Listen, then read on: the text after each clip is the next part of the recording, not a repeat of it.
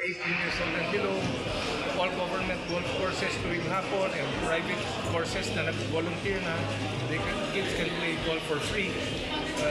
We will provide golf sets, we'll provide golf pros, inclusive golf para sa mga mamayang Pilipino, para sa kabataan, para alam naman natin po na sinabi kasi golf, if you cannot afford, you cannot play the sport.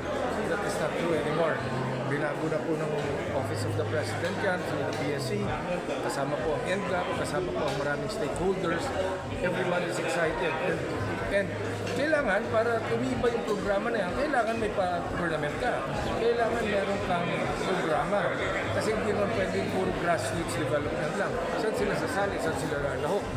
Saan sila mananalo?